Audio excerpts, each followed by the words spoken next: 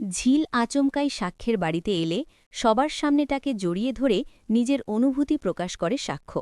হ্যাঁ বন্ধুরা, ভোলে বাবা পার করবে ধারাবাহিকের আজকের পর্বে দেখা যাবে সাক্ষ্য বাড়িতে ফিরতেই ছোট আন্টি সেখানে এসে হাজির হন। তিনি হাসিমুখে সাক্ষ্যকে বলেন, এই নাও, ধুতি পাঞ্জাবিটা পরে নাও, তুমি তো পরতে পারো তাই না? সাক্ষ্য একটু ইতস্তত করে জানায় সে ঠিক অভ্যস্ত নয়, তবে চেষ্টা করবে। তখন ছোট আন্টি তাকে আশ্বস্ত করে বলেন, ঠিক আছে, ধীরে সুস্থে পড়ে নিলেই হবে। এরপর তিনি হঠাৎই বলেন, আচ্ছা, তোমার জন্য একটা ছোট্ট উপহার এনেছি।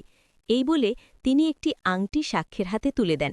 সাক্ষ্য অবাক হয়ে বলে, এত দামি জিনিস আনার দরকার ছিল কেন? ছোট অ্যান্টি তখন আবেগী হয়ে উত্তর দেন, এই আংটির থেকেও তুমি আমার কাছে অনেক বেশি দামি। এরপর তিনি জানান সাক্ষ্যের স্ত্রীর জন্যেও তিনি একটি উপহার এনেছেন, সময় হলে নিজেই দিয়ে দেবেন। তারপর সাক্ষ্যকে তাড়াতাড়ি তৈরি হতে বলেন। সাক্ষ্য তখন প্রশ্ন করে, ধুতি না পরে পাঞ্জাবির সঙ্গে পাজামা পরলে সমস্যা হবে কিনা।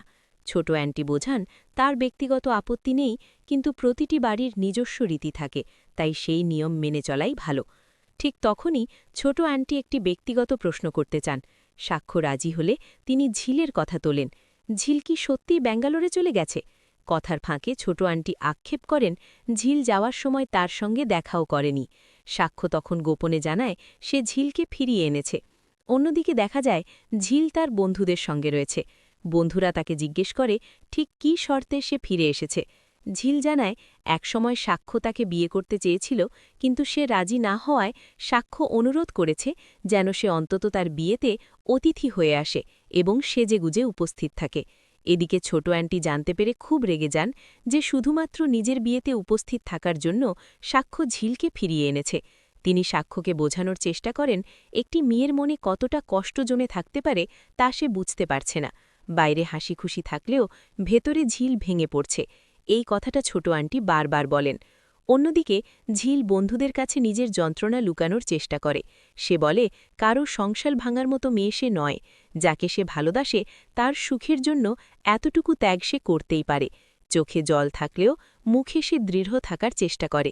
শেষ দিকে ছোট অ্যান্টি আবারও সাক্ষ্যকে সাবধান করেন, এই সিদ্ধান্ত ভবিষ্যতে বড় ভুল হয়ে যেতে পারে, কিন্তু সাক্ষ্য নিজের সিদ্ধান্তে অটল থাকে। সব মিলিয়ে আজকের পর্বে আবেগ, দ্বন্দ্ব আর না বলা কষ্টে ভরা এক শক্তিশালী গল্প উঠে এসেছে। আর তোমাদের কি মনে হয়, সাক্ষ্য কি ঝিলকে বিয়ে করবে না চৈতিকে বিয়ে করবে? সাক্ষ্য নিজের মতামত কমেন্টে জানান, আর ভিডিওটি ভালো লাগলে অবশ্যই চ্যানেলটি সাবস্ক্রাইব করতে ভুলবেন না।